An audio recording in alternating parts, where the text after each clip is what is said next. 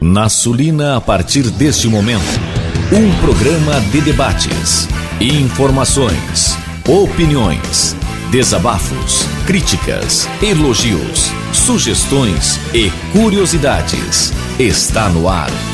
Tema Livre. Muito bem, pessoal, são 9h27. Boa tarde, aliás, bom dia. Bom dia, Dom Pedrito. Bom dia a todos os nossos amigos aí, ouvintes do programa Tema Livre. Pois eu falei boa tarde. Até nisso a gente tem direito a promover escolhas. Por que não? Por que bom dia? Por que boa tarde? Por que não um ótimo momento para todos? Escolhas. Até quando o direito de promover escolhas ainda nos será permitido?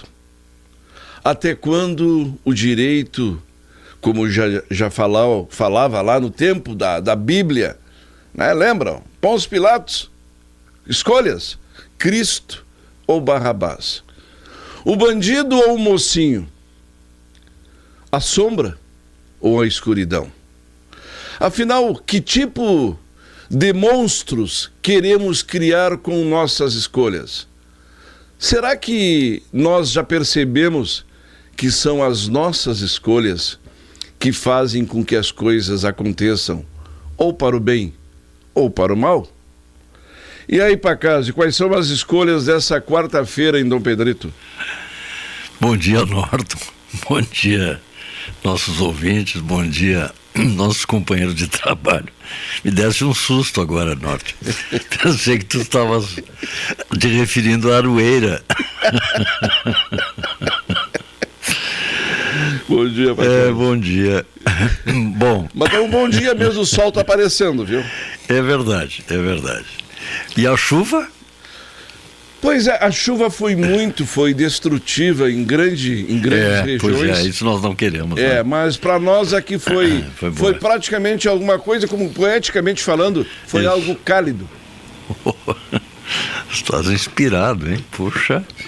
Eu tô vindo ali do lado da prefeitura e da Câmara de Vereadores. Mas então é... Inspiração total.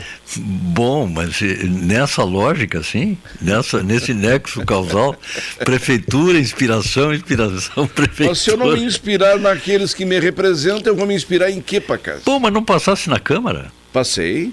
Então ali. Tu tens a inspiração. Tá bem. Só te falta do judiciário ali. Não, o judiciário não. Não.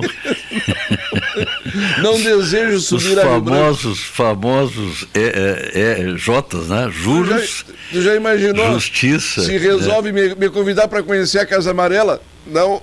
Não. Não a nossa Casa Amarela aqui, não. Pois é. Não, mas ali é cultural, ali até que é bom de ir para cá. Ali é bom. Tá bem? Muito bem.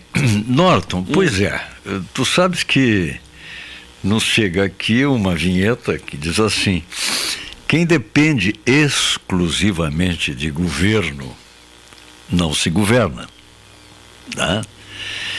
Cuidado, seu direito de pensar, agir, sentir e escolher pode estar sendo usurpado. Pois é.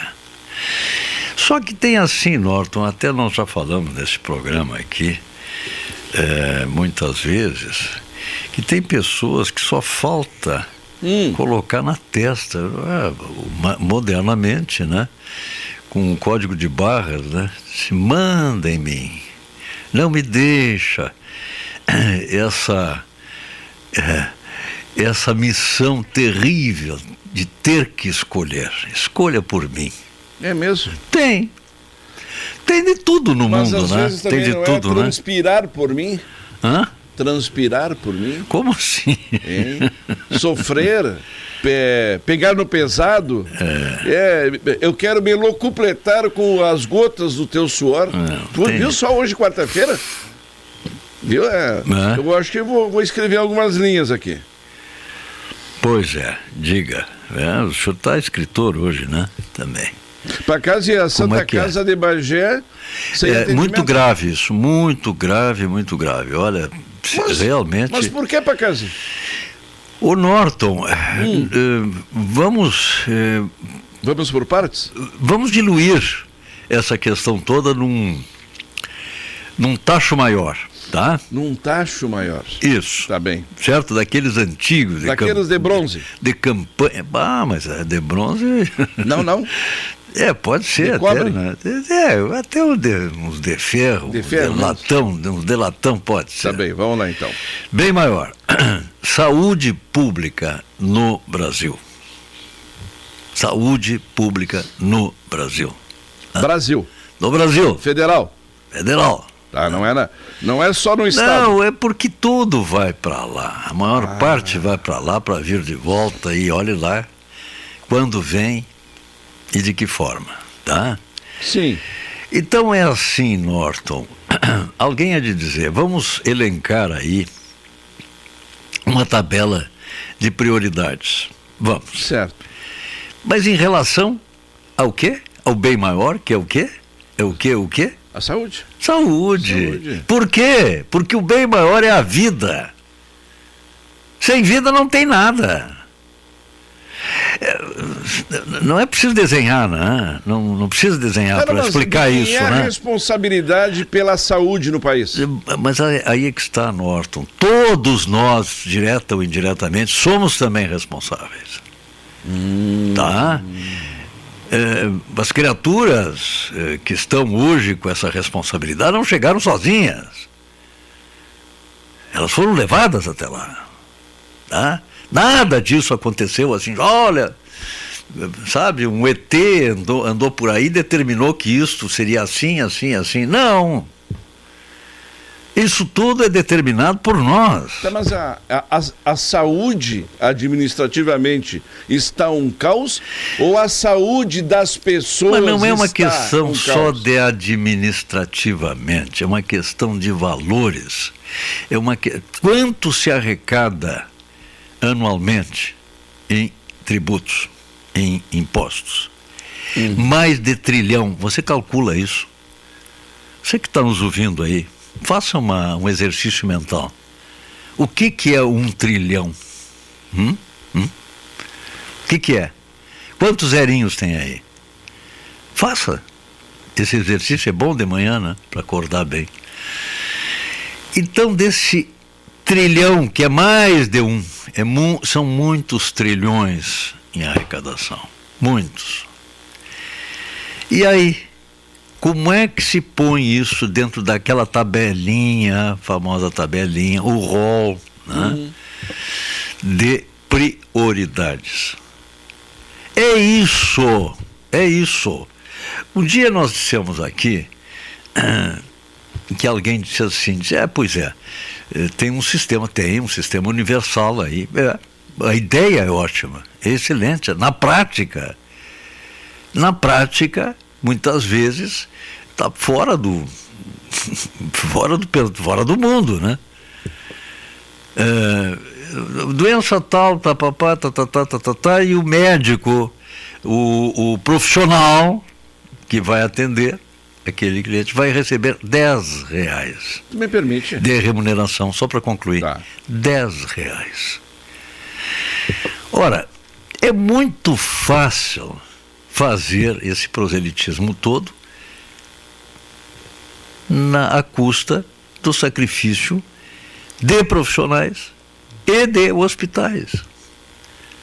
O SUS, sabidamente, isso não é segredo para nenhum, mas também não é uma coisa pejorativa, não, é um fato. E depende de nós para mudarmos isso. O SUS remunera mal, mas isso é universal. Quem é que tem a coragem de chegar aqui e dizer, não, o senhor está errado, eu posso lhe provar que não. Mas venha, por favor. Democraticamente estamos abrindo o microfone porque a pessoa diga, venha, comprova de que o SUS remunera bem. Se remunerasse bem, nada disso estaria acontecendo. Qual é o problema da Santa Casa de Bagé?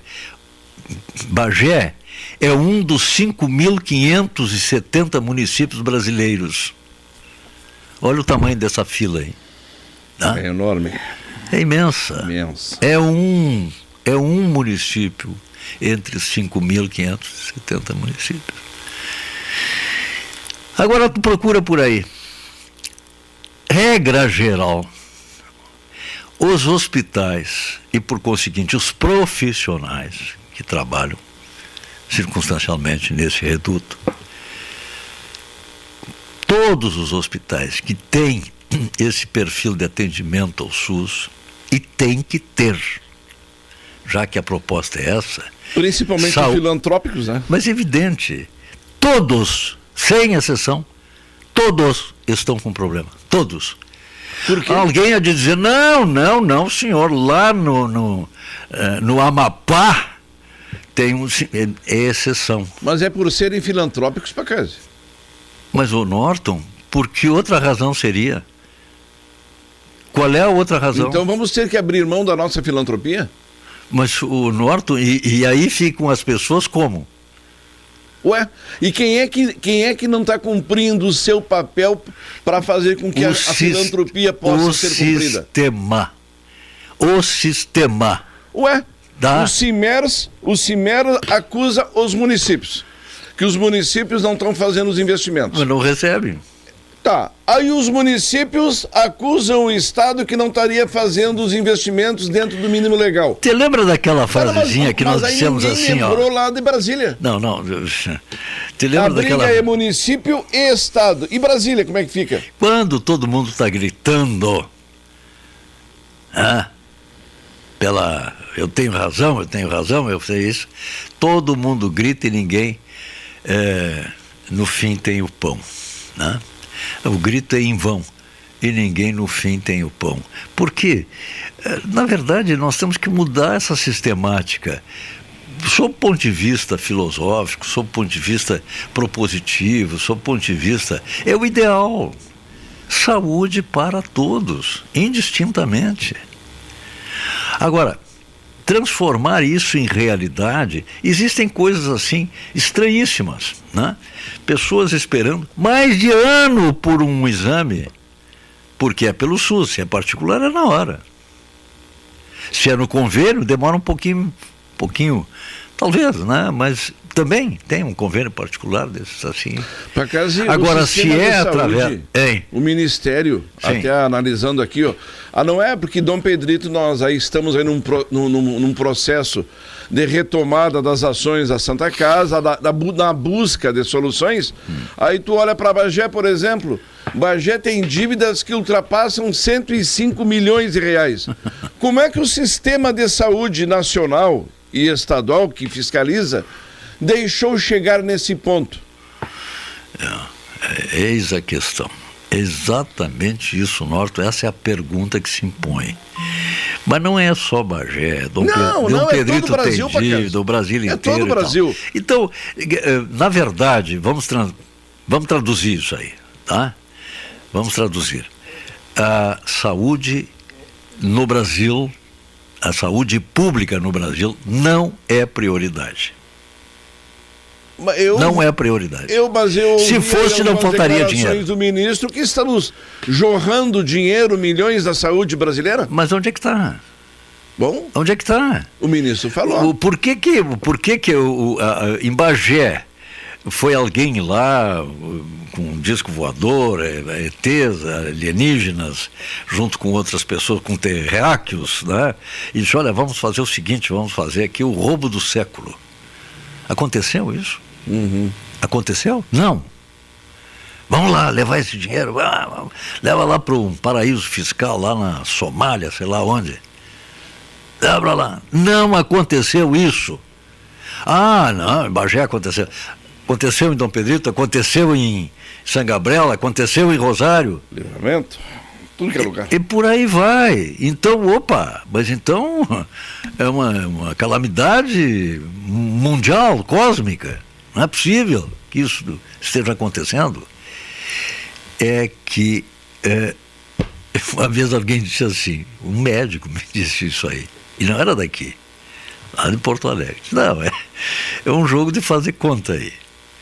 O SUS faz o que paga, o médico faz o que recebe, porque é todo um sistema. E o paciente faz Ele que não vive. pode estar fora desse sistema, não tem como.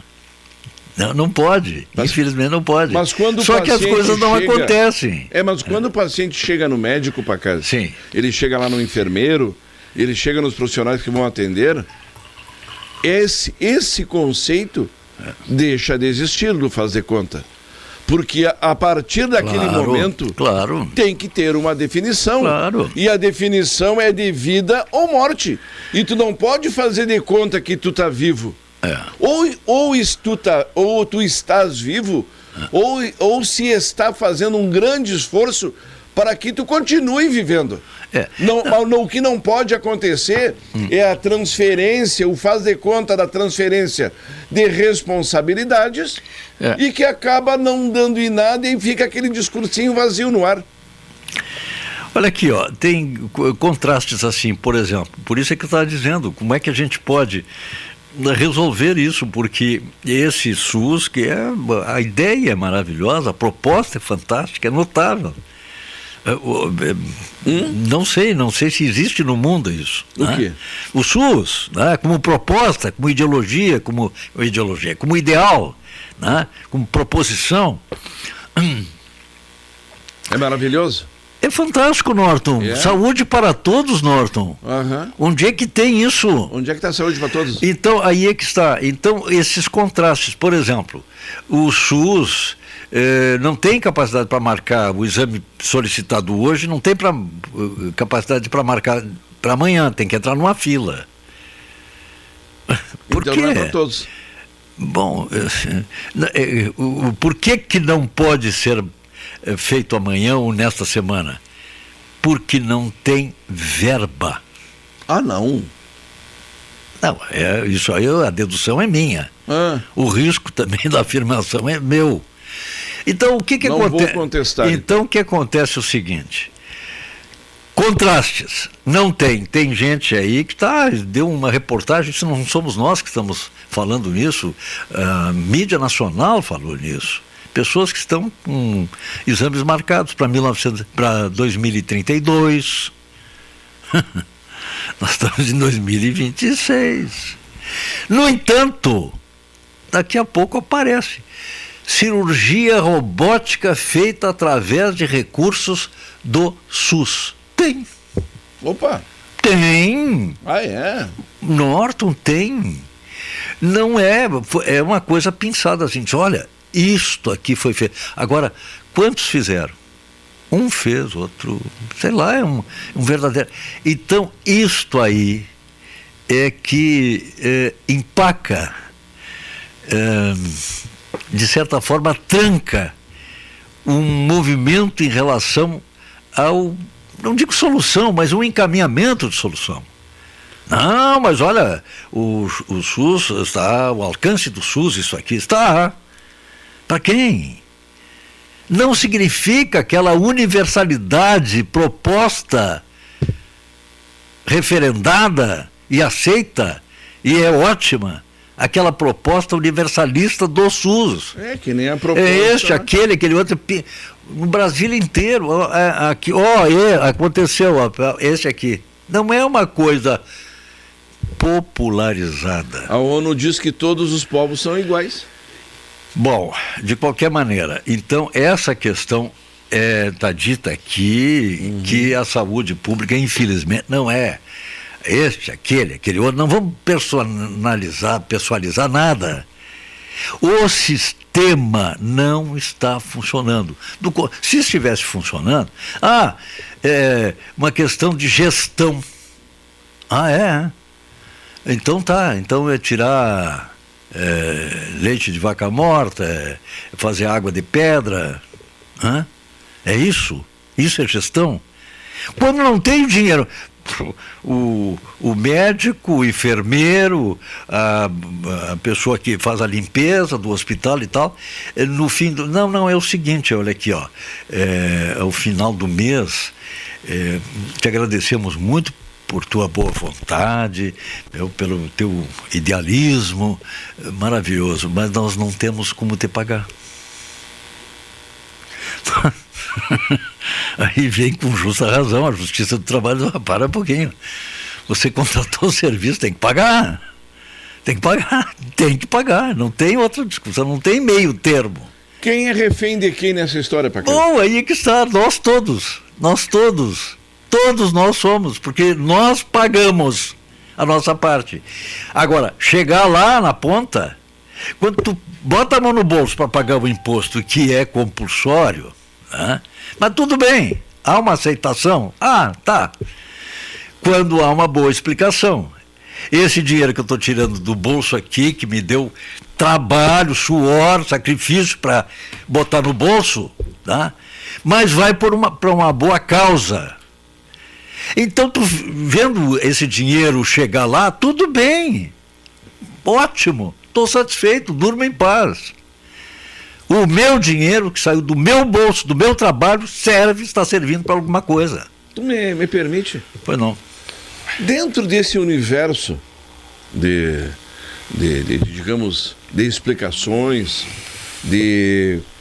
na tentativa de se encontrar a resposta ideal, isso aí não tem, no fundo, Pacazzi, a pergunta que deveria dizer: quem vai pagar essa conta? Porque alguém criou essa conta. E aí alguém cria a conta e simplesmente vem aí a notícia de que o hospital deve 105 bilhões, que a Santa Casa de Dom Pedrito deve tanto, tá, mas e a responsabilidade de quem? Aonde estão os responsáveis? O porquê? Eu não sei porque uma empresa quando ela vai à falência, é porque ela estava devendo para alguém. Alguém será responsabilizado, porque aquela empresa vai ser pedida a insolvência dela, será vendida, enfim.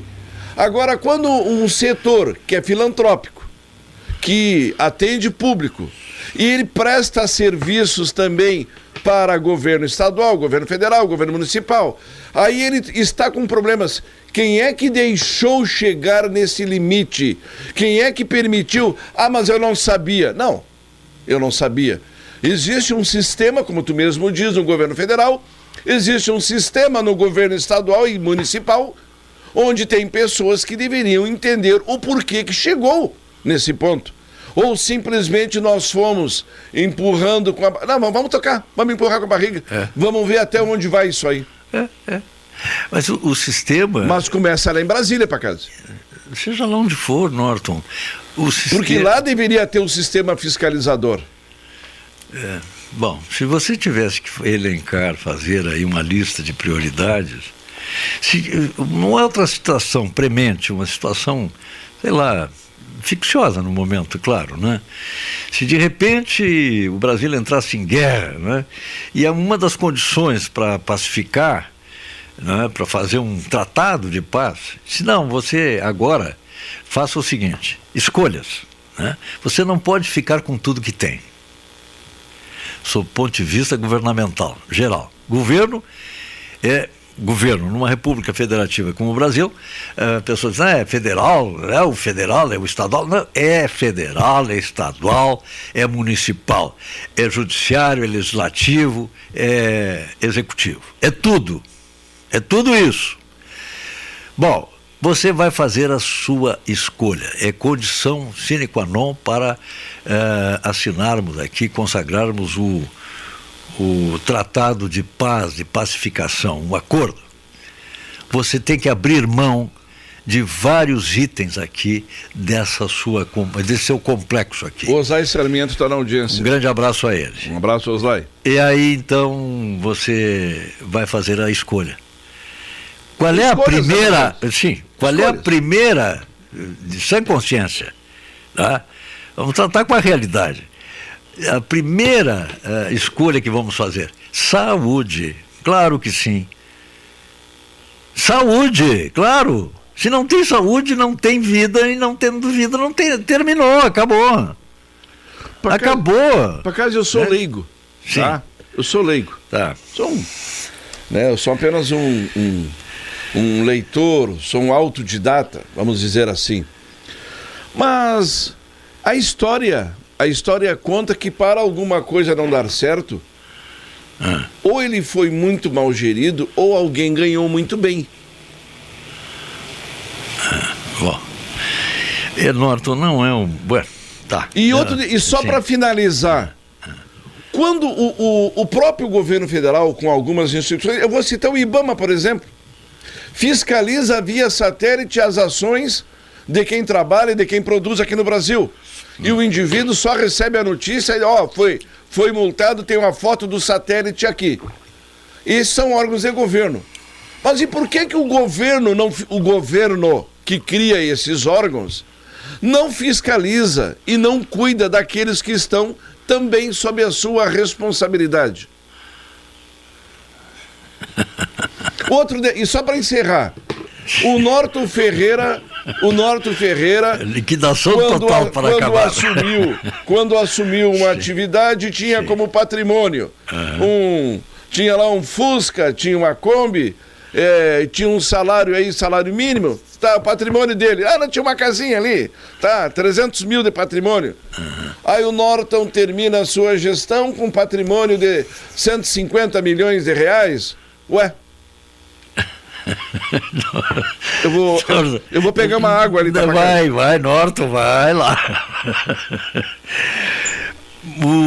Os nossos amigos, o César e a Elisângela estão na nossa audiência, muito obrigado. O Paulo Henrique, bom dia, Paulo. A do Judiciário foi boa. A inspiração no Judiciário. Saúde, educação e segurança, pagamos impostos para ter isso. Tá bom, é isso aí, tá bom. Também na nossa audiência, um momentinho, aqui, deixa eu ver. Sargento Félix, claro que sim. A Nara Regina Dávila, o tio Ayrton, a tia Zaida. Isso aí. Sabe que nós estamos indo longe, viu? O doutor Humberto Jardim me passou uma mensagem esses dias. Escuto vocês todas as quartas-feiras. E sabe onde é que ele está? Itália. Oba! Manda um vinho. Mas tá lá? Tá lá, tá passeando, tá lá na família lá. Oh, maravilha. Doutor Humberto, gente finíssima, né, pra cá. A Carmen também está na nossa audiência, tá? O Nilton Vaz Coelho, o Krause. Olha só. Tá? O Krause tem me mandado umas matérias fantásticas pra cá. Seu José Maurício, sim, mas o Krause é o professor, né? Professor. Abraço, né? Krause. Um grande abraço. O José Maurício, a Sílvia, obrigado, o Sargento Félix, o Carrion, o cantor? O Mano Zé Luiz, o Fernandinho Torres, tá? Tá todo mundo aí na audiência. Tu me mandou pegar água, tu pediu que eu pegasse água. Não é assim, ó. Porque tu queria que eu saísse daquele assunto? Não, eu estava ouvindo. Do aumento patrimonial? Não, eu estava preocupado com. Nós estamos falando sobre saúde, eu estou preocupado com a tua saúde. Muito obrigado, Pacas. Tem que tomar bastante água. Aqui está também na nossa audiência o Correia, querido amigo Correia. Bom dia. Escolhas. Será sobre vacinar ou não vacinar? Também. Pode ser, né? Pode ser, né? Mas qual é a escolha que tu tem? O próprio STF já não, através, se não me engano, foi da ministra Carmen Lúcia, não tinha comentado, ou tinha colocado até nas redes sociais, que os pais que não permitissem a vacinação de seus filhos seriam punidos? Mas não vigorou isso. Mas não são escolhas isso aí, né, Pacas? Não, assim não. Não, isso não é escolha. Aí não. E a pergunta, eu vi a foto ontem, saiu umas informações da questão da vacina da dengue, se não me engano, né?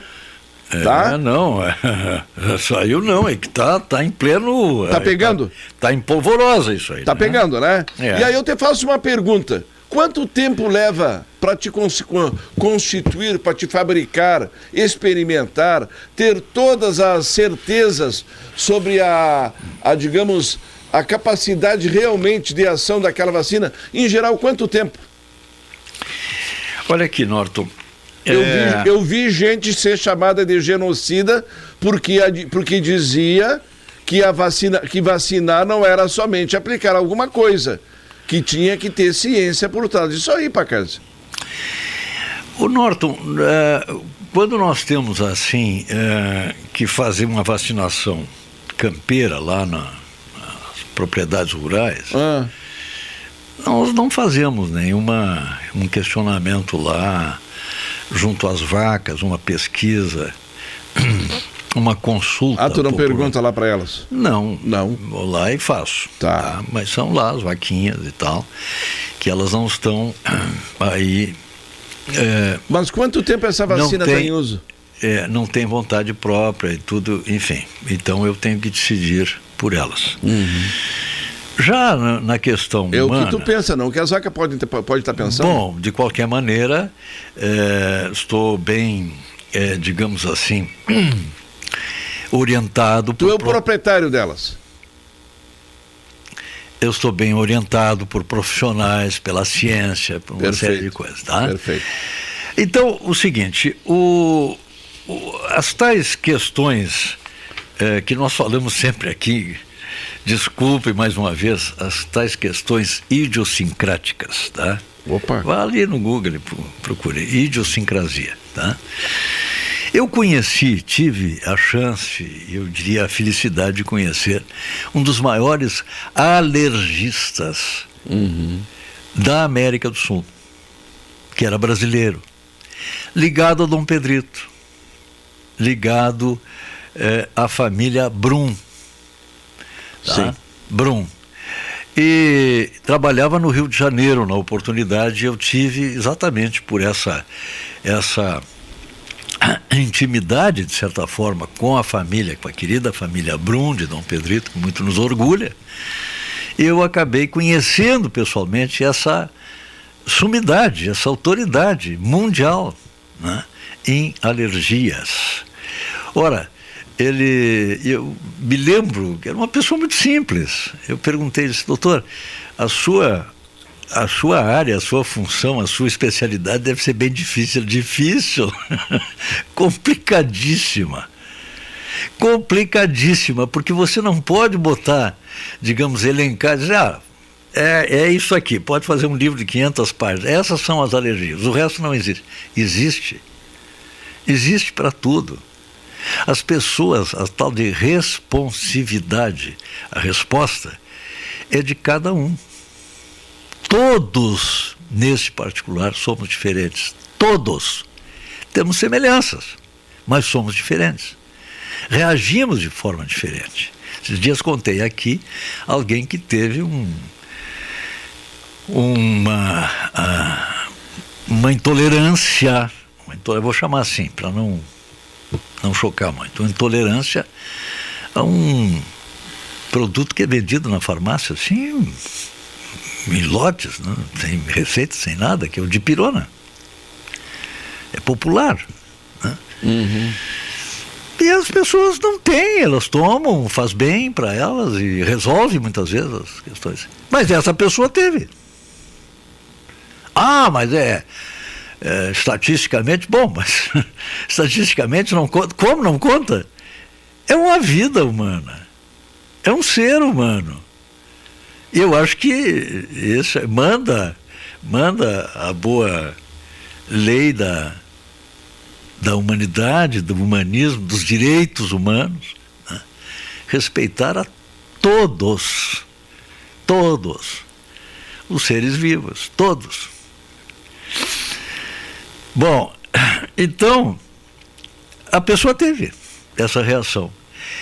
Então, por isso é que é muito temeroso fazer alguma coisa assim generalizada. Não, tem que ser e acabou o assunto. Apressado?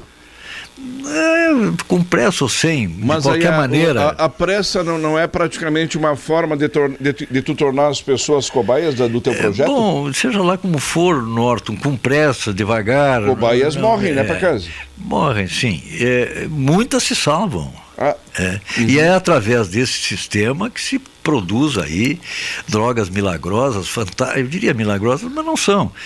Mas são fantásticas. Olha, o que seria da humanidade sem a penicilina? Mas a humanidade tem que ser cobaia ou as cobaias tradicionais? Bom, Norton, é que tem que ter um tempo de experiência.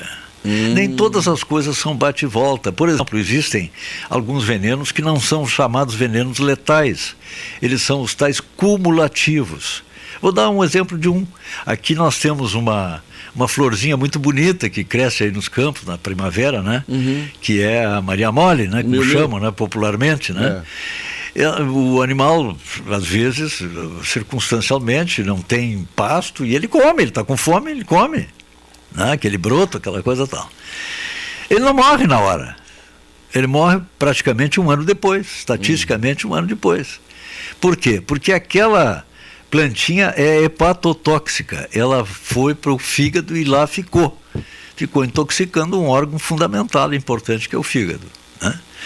Então, existem as drogas que são letais, tomou, mal empinou, aquelas que a gente vê nas novelas de vez em quando, que estão dentro do anel ali, né, que a pessoa bota na bebida ali, pá, nem bem tomou, nem bem engoliu, pá, já caiu duro. Aquela que deram no irmão do Kim Jong-un no aeroporto lá. Isso.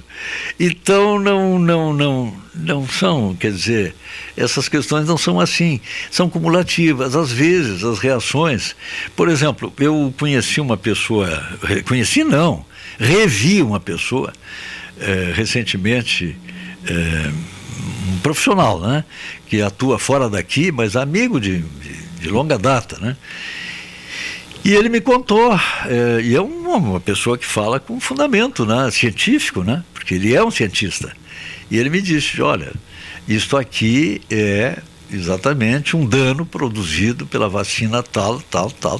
Né? Agora, por exemplo, os benefícios. A antivaríola. A varíola foi um tormento na humanidade. Foi vencida pela vacina. A poliomielite, vencida. Tá? Então nós temos dos dois lados prós e contras. Não quer dizer que tenha que se fazer tábula rasa, não é, terra arrasada. Ou de forma massiva, né, Pacazzi? Claro. Então nós temos que ter, digamos assim, essa calma mental, essa generosidade mental, de dizer, não, vamos realmente, vamos com prudência nisso aqui e tal. Tanto é verdade que agora, por exemplo, usando de muita prudência, achei muito boa a medida do Ministério da Saúde, proibindo, ou pelo menos suspendendo o uso da vacina brasileira contra a dengue. Tem uma japonesa, né? O Brasil não é pioneiro nisso, tem uma japonesa. Mas a japonesa ficou de lado porque nós temos a nossa. O Butantan está fazendo a vacina da dengue, né? Contra a dengue, né? De prevenção a dengue. Está fazendo. De prevenção, ela não é curativa, viu, gente? Ela está fazendo. Ela está fazendo, é de prevenção. Só que ficou um pouco cedo. Então, às vezes existe a vontade política, é uma que às vezes não é simétrica com a vontade científica, certo? Mas não estamos procurando culpados, as bruxas, não é isso. É que às vezes um tem pressa de chegar, o outro nem tanto, porque manda a boa teoria, a boa filosofia, o bom senso, né? Quais os caminhos da ciência para chegar até esse nível? A ciência tem que ter esse cuidado. Norton tem muito tempo de experiência. Por quê? Porque se não acontece, são as tais questões cumulativas. Né? Se não acontece hoje, pode acontecer depois de amanhã, o ano que vem, 2 anos depois. Pode. E a pressa vem da onde, Pacazzi? Mas, Norton...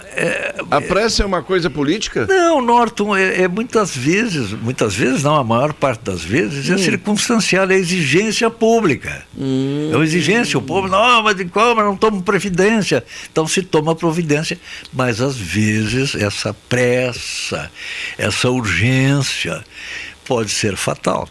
Pode. Foi o que aconteceu na Covid-19?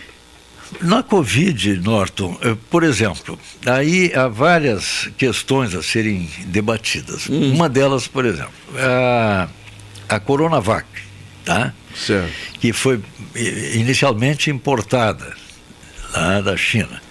O essencial veio de lá, que lá foi montado. O essencial é invisível aos olhos, viu? É isso aí. E depois, então, ela foi produzida aqui também no Butantan, tá? A Coronavac, certo? Até uns diziam que, como era do Butantan, era a vacina da cobra. A cobra vac. Bom, só que essa vacina é a mais simples de todas. Perfeito. Ela é feita com há mais de 100 anos se faz vacina, que é exatamente o entorpecimento do mal, né? Quer dizer, do vírus, do caso. Mais, né? de 100 anos, né? Mais de 100 anos. É a mesma forma. Então, quer dizer, é a desabilitação daquele vírus, mas aquele vírus ele vai produzir um estímulo ao organismo para que o organismo produza as defesas necessárias para combater aquele invasor. Tá? Basicamente é isso. Quanto tempo? Mais de 100 anos. Sim, ela foi feita nesses moldes, claro. Certo? Uhum. E nunca se viu nada, não se tem história, não se tem notícia de que tenha havido alguma reação, nada. Claro. Não houve nenhum processo alérgico, nada. Ninguém relatou nada em relação a essa vacina, que era a mais simples de todas.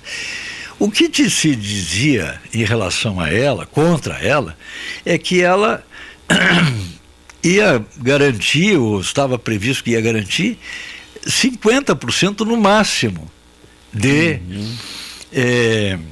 eficácia. Em relação à estimulação de defesas, tá?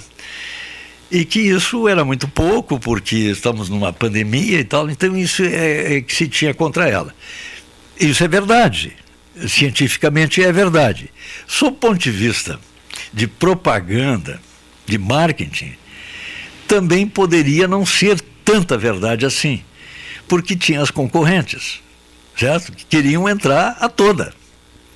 Essa coronavírus... Queriam entrar porque seriam vendidas. Mas evidente. Claro. Evidente. E tá? Muito bem vendidas. Bom, só que essas usaram um sistema, mas é a ciência, tudo bem, vamos nos curvar à ciência, temos uma respeitabilidade, é respeitável a palavra da ciência, salvo o melhor juízo. E aí, então, usou uma outra sistemática, que é a chamada... proteína spike, né? Uhum. É uma coisa assim, não vou complicar aqui porque também não sei muito disso, enfim. Só que ela usou uma outra sistemática. Ela fez uma comunicação direta com o núcleo celular, né? Então um portador, enfim, é bem complexo. Só que ela usou uma estimulação mais severa, para uma resposta mais severa, entendeu? E em muitos casos funcionou. Evidentemente que estatisticamente funcionou. Agora, as consequências disso, tá? É evidente, estamos numa guerra, tínhamos que tomar decisões... De guerra. De guerra, exatamente. Então foi essa vacina, enfim. Mas, Norton, por tudo e por tudo, eu digo o seguinte...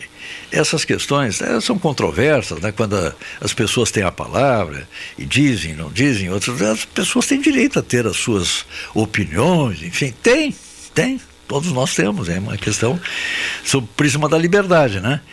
Agora, os maiores formadores de opinião não são as pessoas, jornalistas, os cientistas, os professores, não, nada disso. São os que sobrevivem. Não, são os fatos. Os fatos são os maiores formadores de opinião. Por exemplo, quem é que quer ou encomendou ou desejou uma doença celíaca, por exemplo, que é um problema intestinal, um problema de... Enfim, quem é que quer? Isso a natureza deu. A pessoa veio com isso. É congênito?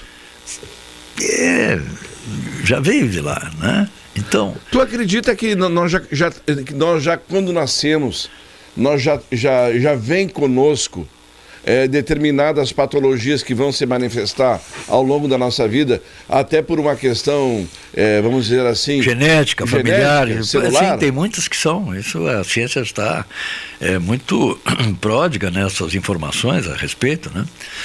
Bom, mas então, dizendo o seguinte, que o sagrado direito de escolha, ele tem que continuar sempre. Numa democracia é assim. O que pode haver é todo um esforço de convencimento. Muitas vezes as pessoas estão fazendo escolhas erradas por falta de conhecimento, né? E por falta exatamente de estimulação benéfica. Diz, olha, não tem... Veja bem, consulte o seu profissional, o seu médico de confiança. Você tem isso, tem essas características. Eu estou citando aqui essa doença celíaca, por exemplo, que não é uma coisa comum, mas tem pessoas que têm. Então, quer dizer... Mas se tu é empregado do sistema, tu não vai recomendar o que o sistema determina? Bom, Norton, muitas vezes sim, mas as pessoas não deixam, não estão descerebradas, né? As pessoas não olha, você entra no sistema, a condição para entrar passa ali na porta e tira a cabeça. Não, corta, tira fora, guilhotina para todo mundo. Não. Então as pessoas pensam, as pessoas têm sentimentos, enfim, estamos todos aqui. Somos todos irmãos. Então é preciso que se tenha muito cuidado nessa recomendação assim massiva, né? Tem que fazer, tem que fazer. Não. Se dá escolha. Eu acho que é uma questão de bom senso. Se a pessoa tiver convencimento, consultou o seu profissional, o seu médico, eu que sou um cardiopata, tenho isso, tenho aquilo, posso fazer, doutor? O que o senhor acha? Ou posso fazer, doutora? Então, essa recomendação é muito importante, é fundamental, porque a pessoa está zelando pela própria vida, e isso não é um defeito, isso é uma grande virtude. Tá? Porque imagina só, se ela está zelando pela própria vida, quantas vidas estão dependentes da vida dela também, certo? Ela não está sendo egoísta de jeito nenhum, ela está tendo amor próprio para poder transferir esse amor aos outros. Bom, então eu acho que é fora de debate que tenha que se ter uma escolha. Por isso é que muitas vezes pode se confundir aquelas imposições, porque é necessário, você está contaminando os outros. Não. Nesse particular, o que se viu é o seguinte: muitas pessoas foram vacinadas, a maior parte das pessoas, dos brasileiros, foram vacinados naquela pandemia, e a pregação era o seguinte: era prevenção? Não era prevenção. Era curativa? Não era curativa. Era impeditiva de contágio? Não era impeditiva de contágio. Qual era a finalidade da vacina, então? A finalidade da vacina era era diminuir o risco, tá? E não causar um verdadeiro caos no sistema de saúde pública no Brasil. E isso ficou muito claro.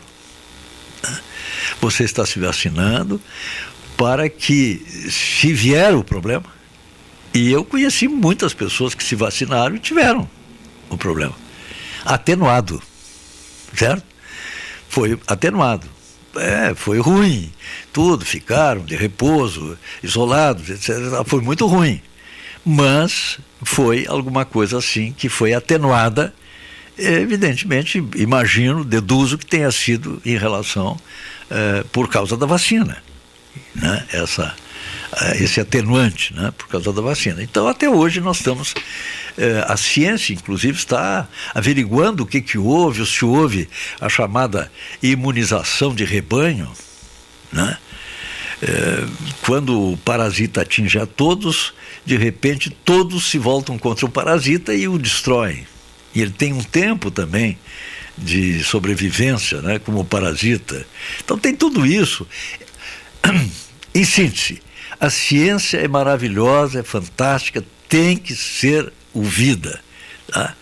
Mas é tão complexa, e essa complexidade não é um defeito, é uma qualidade da ciência, exatamente por isso que tem pessoas que estão dedicadas dia e noite, estudando, se aprofundando a respeito, né, para chegarem à melhor conclusão possível. Teve gente, por exemplo, nós usamos essas questões vacinais, essas questões de infecções, tudo com remédios, com drogas, com químicas chamadas alopáticas. Elas combatem, elas vão de frente, elas estão na outra trincheira. A doença está numa trincheira, elas estão na outra e tem a briga, né? Pois bem, e muitas pessoas falam, e falavam na época, e até hoje comentam, que muitas pessoas se trataram naquela oportunidade com homeopatia. Eu não sei, algumas pessoas me disseram que passou, para elas tudo bem. Outras ela não sabe, né? Não sabe a história, né? Como é que foi, o que aconteceu, como é que foi. Mas esse profissional me contou que estava com problemas, ele perdeu a visão de um olho e ele atribui, mas é um profissional, é um cientista, ele atribui a uma das vacinas, certo? Eu não estou autorizado aqui a dizer, mas não era, só sei que não era a Coronavac, né, que era a mais simples, a mais elementar, que há mais de 100 anos se faz vacina desse tipo, é isso aí. Então, tá, mas as alergias existem e devem ser respeitadas. E nesse particular, nós somos diferentes, né? Nós somos diferentes, graças a Deus, né? O Norton me conta um aqui, que quase, não era eu, que quase foi atropelado na calçada por um... E ele ficou assim, em pânico, né, com aquele tio. O cara chegou e disse assim: tio, me dá um dinheiro aí para comer um lanche. E o cara ficou tão revoltado, disse assim: sim, mas sai da calçada. Mas é normal, Pacas? Hein? É normal. Tá bom. É normal, já virou uma rotina e uma rotina muito perigosa nas calçadas de Dom Pedrito e é em todos os lugares. Que fique bem claro, viu, Pacas? Sim. Todos os lugares, tu tem que andar sempre muito atento, porque é na esquina, é no meio da quadra, tu vê a pessoa, vem lá pela rua, de repente, ele vira a roda em direção à calçada e sai correndo no meio das pessoas, e é um Deus nos acuda. Então, assim, ó, o que isso aí reflete? Reflete cada vez mais a ausência do Estado. Falta de recursos humanos, falta aí de um planejamento cada vez maior. Estamos cada vez mais inseguros nesse aspecto. Inseguros. É culpa da Brigada Militar, da Polícia Civil? Não. É culpa de um poder legal, de um judiciário, que não pune da maneira que deveria punir, porque os casos, quando são pegos, são lá colocados à disposição. As punições não acontecem. Quando o indivíduo é apresentado para fazer um BO, ele acaba saindo primeiro que a própria polícia. Então nós estamos enxugando gelo? Não. Nós estamos aí hoje com um conjunto de leis que desprestigiam o cidadão e muitas vezes dá mais, digamos, carinho para o infrator. E essa questão da bicicleta na calçada, isso aí já é coisa do passado. José Souza, muito obrigado, José. Bom dia aos amigos, Deus abençoe a todos nós, um abração para vocês, um excelente programa, muito obrigado. Olha, nós vamos, daqui a pouquinho, já vamos chamando em seguida um intervalo, mas acontece que antes do intervalo eu quero deixar aqui uma solicitação. Prestem atenção que vocês, esses tantos ouvintes, isso nos dá um carinho muito grande, né? Que sabemos aí, temos uma ideia de que muitas pessoas estão nos escutando, estão nos ouvindo e podem nos ajudar com informações. É o seguinte: me ligou o senhor Douglas Rambor, tá? Ele é uma pessoa, é um jornalista, tá? É da área, é um historiador. ele anda garimpando informações específicas ligadas ao esporte, de uma forma geral, tá? E ao futebol, de uma forma especial. Lá de antanho, lá da década de 30, olha só. E Dom Pedrito se notabiliza, desde lá, na década de 30, com o chamado Grupo Esportivo Duque de Caxias. Opa! E olha a sigla, é GSC, de Esportivo, tá? Duque de Caxias. Esse clube era do quartel do 14, RC-MEC, na década de 30. Mas ele quer informações a respeito dessa agremiação. Grêmio Esportivo Duque de Caxias. Então ele cita aqui, por exemplo, como presidente era o tenente Abdon Ferreira. Tá? Como vice, o tenente Osmundo Oliveira Vieira. Os Ferreira estão sempre na presidência. Sempre, da coisa, né? olha só. O secretário era o senhor Edson Condessa, tá? E o tesoureiro, o tenente Otacílio Severo, da família Severo, né? Vieira também, nós temos quanto Ferreira, Condessa, olha só. Então, gente, por favor, quem souber, quem tiver informações a respeito desses nomes, ele descobriu que a presidência, durante um tempo, a presidência desse clube, a direção do clube, a presidência era o tenente Abdon Ferreira, o vice era Osmundo Oliveira Vieira, o tesoureiro era Otacílio Severo e o secretário era Edson Condessa. Era a diretoria desse clube durante um tempo, Grêmio Esportivo Duque de Caxias. Bom, oportunamente nós vamos lá ao nosso quartel, pode ser que lá nas memórias do quartel tenha alguma coisa registrada, arquivada, e vamos pedir licença para olhar e para passar essas informações para esse senhor que está fazendo essa bela investigação histórica, né, sobre uma das marcas que esse clube foi famoso. Essas informações, sabe onde é que ele obteve? No jornal Correio do Povo, lá da década de 30, tá? Então nós vamos a um intervalo. Antes do intervalo eu pergunto o seguinte, estamos falando sobre bicicleta, mas não estava proibida a bicicleta com motor, a explosão? Pacazzi, eu falei inclusive que os Ferreira sempre foram presidente de alguma coisa, né? Sim. Eu tive um Ferreira também muito famoso no Brasil, mas esse não era presidente não, viu? Não? Esse era o Virgulino Ferreira. Esse não tinha história de presidente. Eu acho que com o Virgulino não ia ter bicicleta na calçada, viu? Eu acho que não. Não. Então tá. Não, mas só um pouquinho, e na realidade, de maneira bem objetiva, não é a lei que deve se impor? Eu ouvi uma frase, Pacazzi. Vamos prender a lei que não se impõe. Eu ouvi uma frase há alguns dias atrás, mais ou menos assim. Sim, mas a polícia não está fazendo a sua parte, não é? A polícia não está nos defendendo, obrigado, a Polícia Civil. Mas aí, como é que o policial, como é que o Brigada Militar, o Polícia Civil, vão fazer a sua parte se aquilo que está escrito não é cumprido? Constituição. Vamos aos comerciais e já voltamos. Muito bem, pessoal, são 10h33, retornamos com o programa Tema Livre. Pacazzi.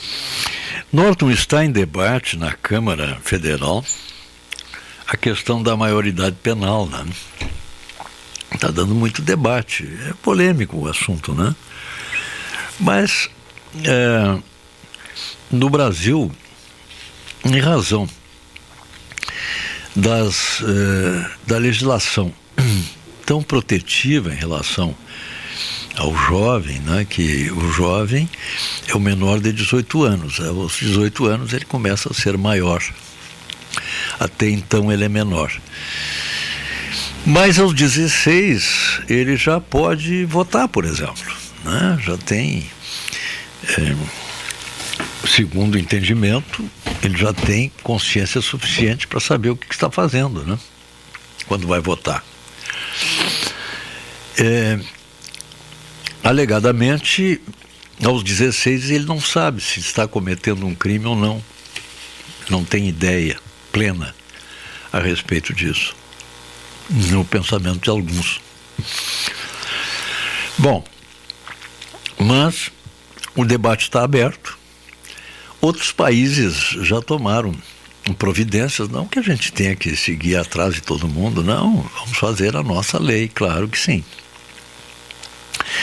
Mas, como disse, os maiores formadores de opinião são os fatos.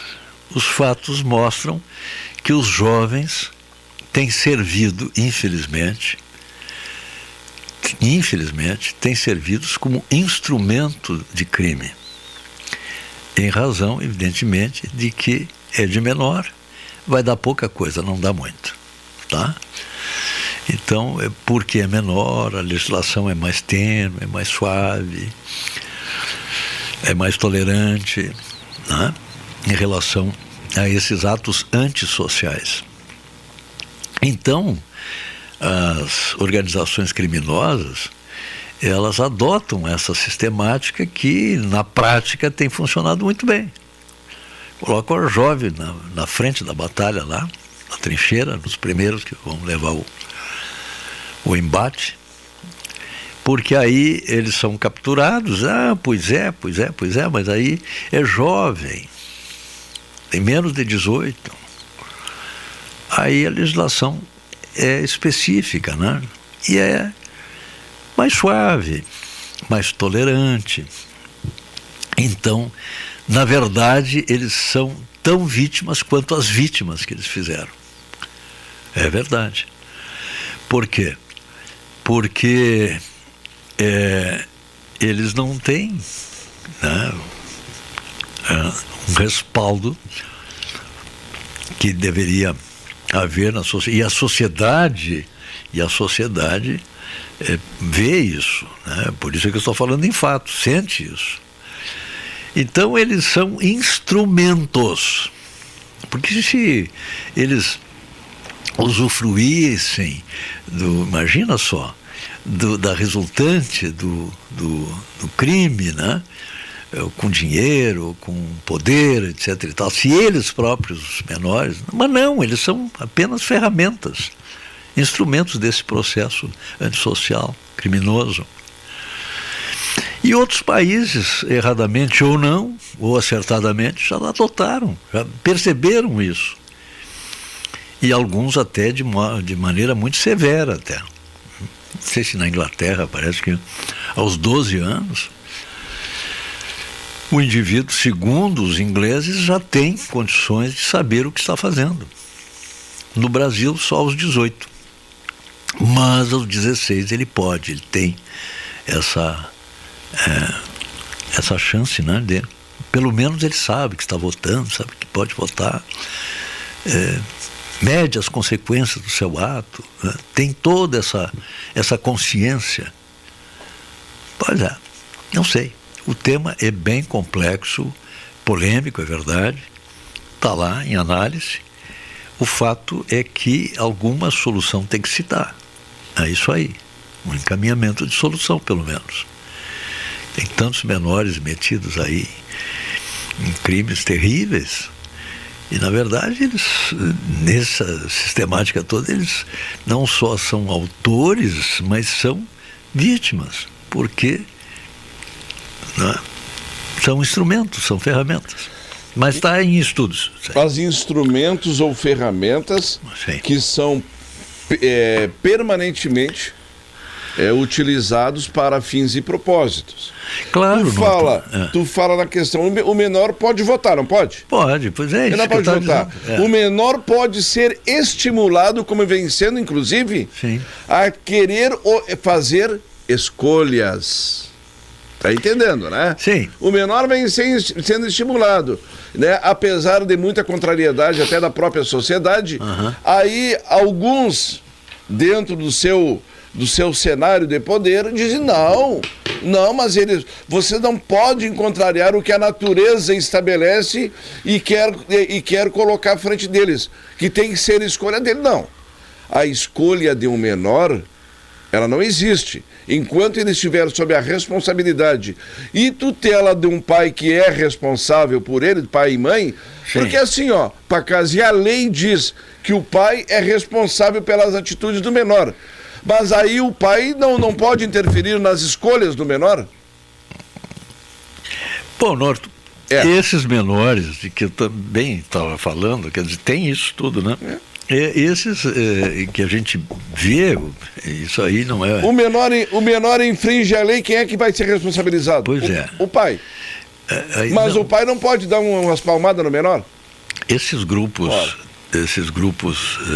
criminosos, né, estão utilizando muito os menores em virtude da lei ser mais amena, mais frouxa. O ECA embaixo do braço. Então estão usando como instrumentos, como ferramentas de... Não dá nada, é de menor, não dá. Dá menos coisa. A lei faculta a eles essa condição. Na verdade, Norton, o que dentro desse sistema nós temos que está... Os direitos. Não, está muito errado dentro de todo o sistema. Todo o sistema. O pressuposto básico, humanitário, é o seguinte: o indivíduo, ele é punido com supressão de liberdade, né? Por exemplo, está na cadeia, porque cometeu ato antissocial. É isso aí. E o propósito dele ficar lá, né, preso, separado, é para que ele volte a ser devidamente educado, ressocializado, para voltar à sociedade. Esse é o propósito, é belíssimo. Chega a ser uma poesia isso, né? É lírico. Na verdade, essa é a teoria. Na prática isso não acontece, ao contrário. Bem ao contrário. E aí é bastante complicado isso aí, porque tem a questão da reincidência, por que o indivíduo reincide, enfim, vai longe isso aí. Os crimes bárbaros que estão acontecendo no Brasil têm sido cometidos justamente muitas vezes por reincidentes, Pacazzi. Agora, por exemplo, um debate bem atual é esses grupos criminosos, né, que estão sendo alcunhados de terroristas. E é terrorista? Não é terrorista? Não é? Deixa de ser? Bom, o terrorista, em princípio, é aquele que produz terror, né? Terror. Então, ontem eu estava ouvindo um cidadão que está lançando um livro cujo título é Viver é Perigoso. Imagina só. Que ele deu uns dados do Rio de Janeiro, ele é carioca. Ele deu uns dados do Rio de Janeiro. A gente tem uma ideia, né? Mas os dados tão lançados de forma tão objetiva como ele fez.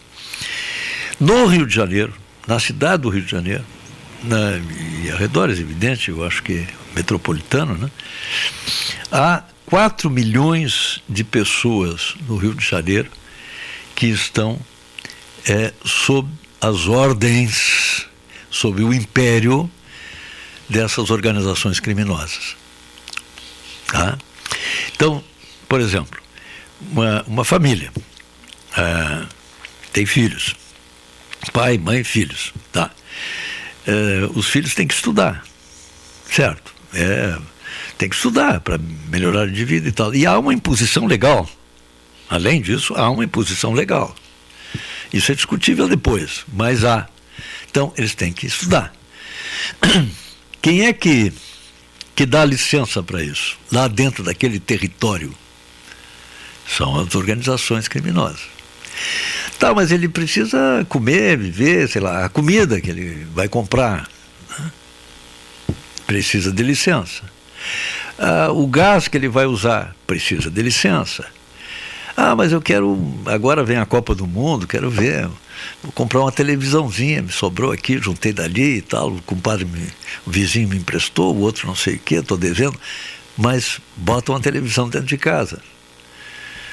Mas não está pegando bem, tem que botar antena, não, quem sabe um aparelhinho via internet, tá, que está tão moderno, tão estão à disposição das pessoas, né? Estão aí no mercado. Pois é, mas isso aí não basta chegar lá e comprar. Tem que passar pela direção, da organização criminosa que manda naquele território. Mandar. Bom, os filhos... do Estado, né? Bom, aí é que está. A ausência do Estado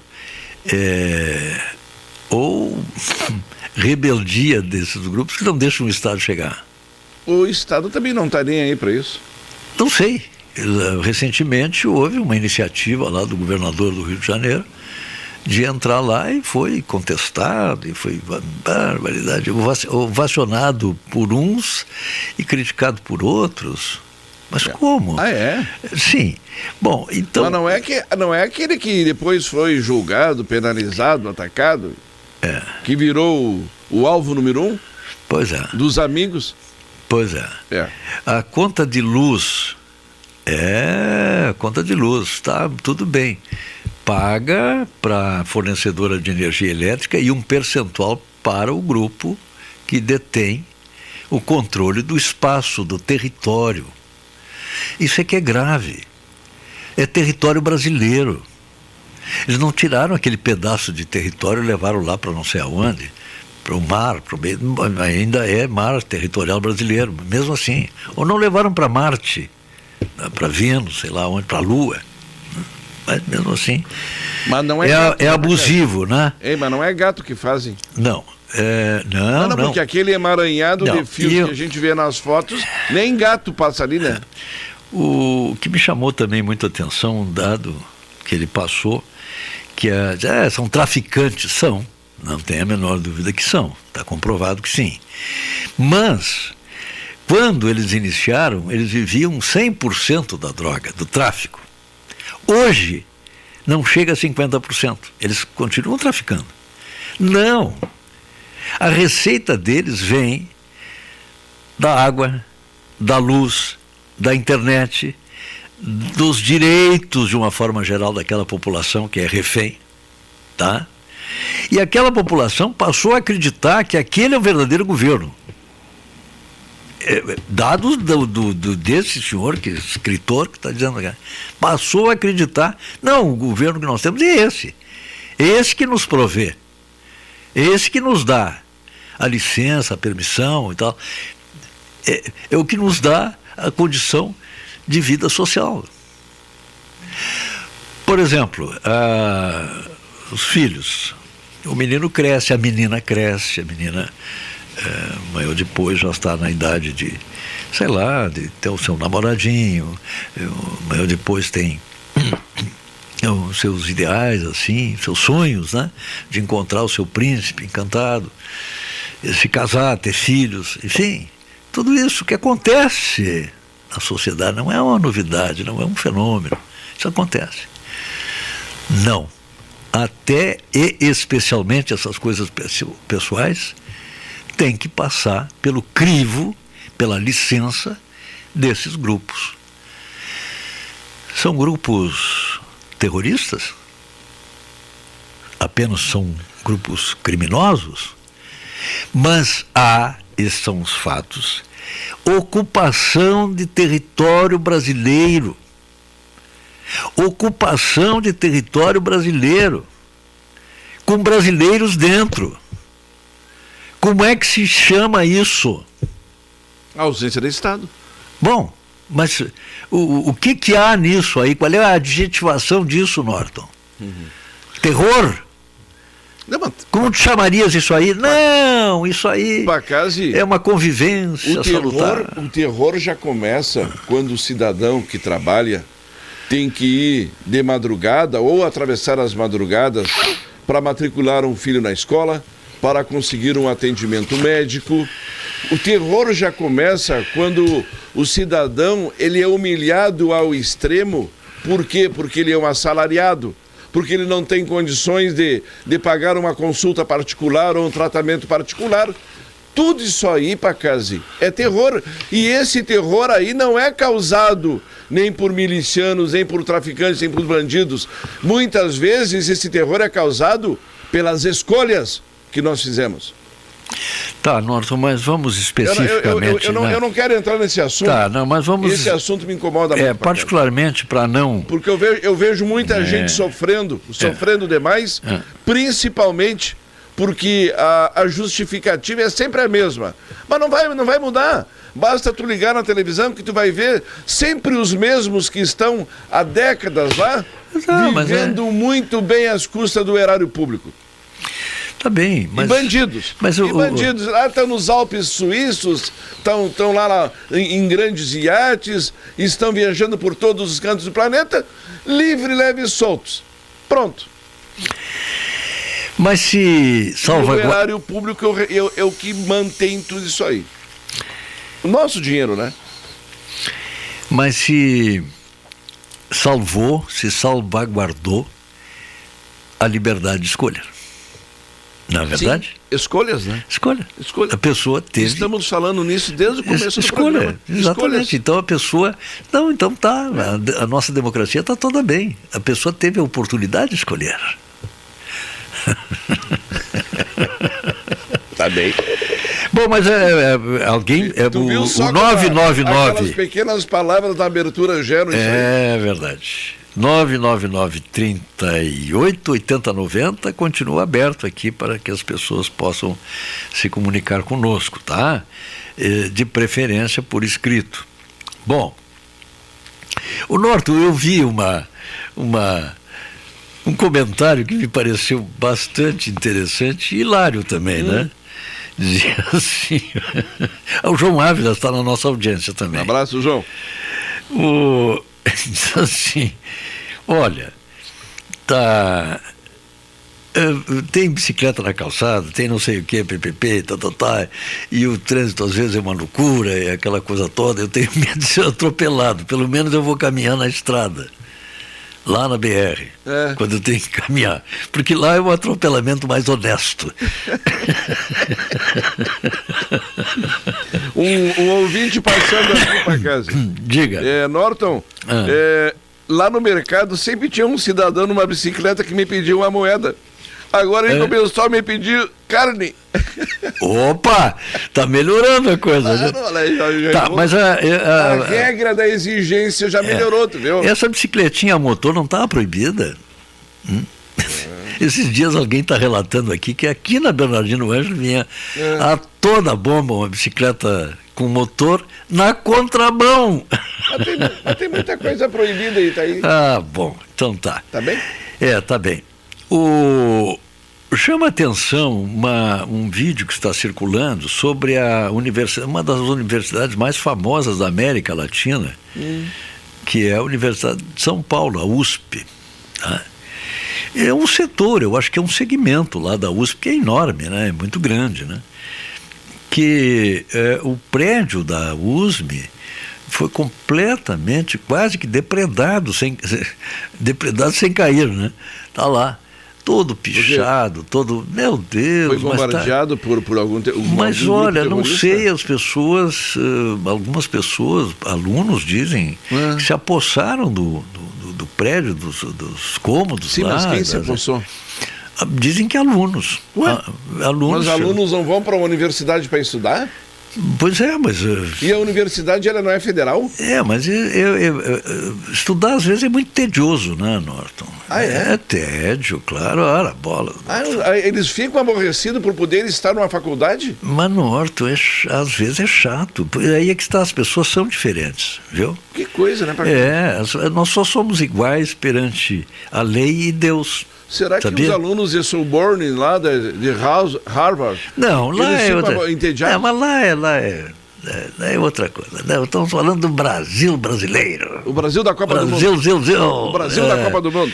Tomara que a gente passe dos Marrocos, né? Claro. E vá além de Bagdá, como diz.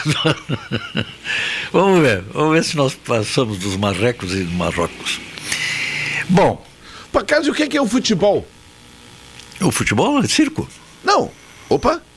Não, mas no bom sentido, Norton. No bom sentido. No bom sentido, Mas sempre teve. é um esporte de contato. Ah, claro. Claro, quando as devidas regras. Claro. Não Sim, é? mas é inevitável, né? Inevitável. É inevitável. O A contato bola é vai uma existir só. porque há Como uma disse o luta nosso pela italiano, bola. o italiano aquele que não diz assim, mas foi lá ver, o filho gostava de futebol, ele, mas o que tu vai lá nessa coisa, gastar dinheiro para ver? E ele botou o filho de castigo e foi lá. E voltou de lá, impressionado, mas que bobagem aquilo lá. Correndo, um monte de gente correndo atrás de uma bola, por que não dá uma bola para cada um? É verdade. Mas aí ia ser muito complicado para o juiz. É o juiz. O juiz. O dono aí do o jogo. futebol é um esporte coletivo, de contato, onde todos brigam por uma bola, cuja bola tem que ser colocada onde? Dentro do gol.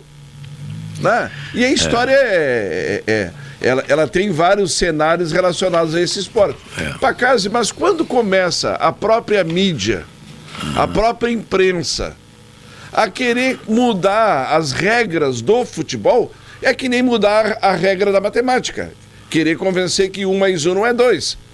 E no esporte, assim como em todos os eventos, nós percebemos cada vez mais o preciosismo, o modismo, a tentativa de atender a determinados setores, mudando as regras. Mudar é preciso quando já deu certo para casa. Norton, dizem alguns que nós precisamos evoluir. Mas evoluir é transgredir ou regredir? Dizia um cara uma vez que nem sempre um passo à frente é um passo certo. Ele estava na beira do abismo, né?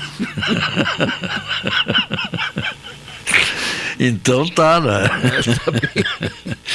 O Norton, já ouviste falar em taxa de urgência? Já ouviste falar isso? Não. Você dá a história brasileira, não sei se continua. O indivíduo ia numa repartição e precisava lá de uma documentação, de um encaminhamento, fazia todo o protocolo, tudo direitinho. Não tem problema, paga a taxinha, paga isso, paga aquilo, tal. Protocola, daqui a 30 dias o senhor vem buscar. 30 dias! Não pode ser uma coisa complexa, não pode ser. Mas eu precisava para ontem. Não. Mas como assim não tem maneira? Tem a chamada taxa de urgência. Como assim? É uma taxa de urgência aí que ela é milagrosa, né? E aí, pagando a taxa de urgência, quando é que fica daqui a 30 minutos. Em vez de 30 dias, 30 minutos. E coisas do folclore brasileiro também, uma ocasião, um indivíduo que foi eleito e assumiu um cargo lá executivo e precisava colocar todos os que tinham ajudado na campanha e tudo, né? E não tinha mais lugar, estava cheinho. Então ele criou um cargo chamado, lá no Rio de Janeiro, na beira do mar, chamado fiscal de maré. Então, qual era a função do indivíduo? Era fazer o controle da maré. Todos os dias tinha um relatório, hora tal, maré subiu. Hora tal, maré desceu. Só. Coisas do Brasil. Mas não foi aquele que deveria fiscalizar isso aí, a maré veio e levou, né? Te lembra? Que a maré destruiu e deu uma série de problemas. É verdade. Né? Quer dizer, a maré não foi não foram respeitados os níveis da maré para casa.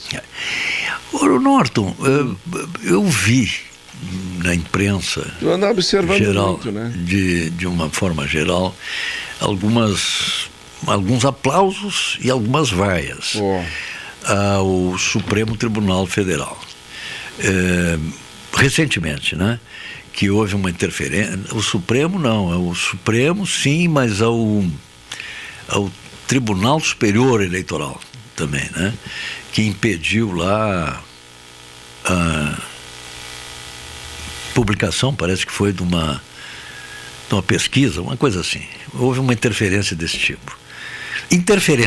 Houve interferência. Bom, em primeiro lugar, penso eu que esses órgãos existem para interferir. Também, né? E não é novidade, né? Porque nós já tivemos interferências muitas, né? muitas, não só do TSE, passado recente, né? Como do Supremo, né? E todos nós constatamos aí coisas realmente impensáveis dentro de uma corte que tem a sua grande qualidade, ou maior qualidade, é exatamente a imparcialidade, é o equilíbrio. É a chamada conduta magistrada. Pode repetir o que tu falou? É imparcialidade, equilíbrio, equidade, tudo isso, né? E esse é o fundamento, essa é a essência de uma corte de justiça, né? Nivelar a balança, aquelas coisas todas, né? E quando nós ouvimos, claro que foi alguma coisa, penso eu, que tenha sido acidental, felizmente, para a história do Brasil. Quando dizendo, derrotamos, ganhamos, não se pode imaginar que um juiz possa dizer isso. Não pode existir. Ele pode, como pessoa, completamente fora do seu, dentro de casa, de preferência dentro do um reduto fechado, o quarto, o banheiro, sei lá onde, ele até pode sentir e dizer para os seus ali, mas publicamente, tornar público isso, ganhamos, derrotamos. Como? Ele está demonstrando publicamente que tomou partido, quando na verdade a decisão magistrada é exatamente a decisão que não tem lado, né? Que ela, olha, pesando uma coisa e outra e tal, a minha decisão é essa, mas nunca teve, digamos, o caráter de dizer, bom, em função da minha decisão, ganhei. Não, aí não cabe, né? Aí é ruim. Bom, mas de qualquer maneira sempre houve interferência e eu acho que tem que haver interferência, é para isso que existe. Agora sempre com equilíbrio, com equidade, com harmonia, né? Isso sim, isso é que se quer, né? Bom, Norton, é preocupante a questão da previdência, né? Outros países, alguns outros países preferiram, porque tem estrada, né? Tem história, tem memória, enfim, já passaram nessa estrada que tem muitas pedras, né? Então preferiram fazer, como nos Estados Unidos, né? A previdência é opcional. O indivíduo é melhor remunerado, né? E é remunerado condizentemente com a sua função, mas o que ele recebe é possível, é suficiente, salvo casos muito especiais, que é exceção, né? Para atender às suas necessidades prementes, básicas, fundamentais, essenciais. Muito bem. E ele tem condições com o que ganha de providenciar, se quiser, escolhas, liberdade de escolha, se quiser, todo a sua processo de previdência, né, de guardar para depois, né, para um dia que precisar. Ele tem empresas que oferecem isso. As empresas são particulares, não são governamentais. Porque eles chegaram a essa conclusão. Agora eu não vou entrar aqui em detalhes, cada um tem uma opinião e é muito longo o assunto, mas lá vários países já chegaram a essa conclusão. Não, vamos dar à pessoa as condições para que ela faça essa escolha. Se ela quer, se ela deseja, se ela acha importante guardar dinheiro para o dia que não tiver trabalho, o dia que quiser parar de trabalhar. Então, que tenha uma previdência, mas ela vai lá e contrata uma empresa. Essa empresa, ou essas empresas, sim, são rigorosamente fiscalizadas pela lei, pelo Estado, pelo governo. Elas são, que são concessões. E essas sim. Não, muito bem. E sempre tem, digamos assim, uma reserva, é verdade, um fundo de reserva para socorrer alguma empresa que de repente houve um fato inusitado, sei lá, quebrou, mas quebrou licitamente, né? Não por falta de gestão ou por falcatruas, não. Então as pessoas escolhem se querem ter previdência. Aqui no Brasil, de longa data, isso é compulsório. O indivíduo vai lá, não, eu estou aposentado e tal. A dificuldade, eu não vou citar o Brasil, mas se sabe que o Brasil está com dificuldades.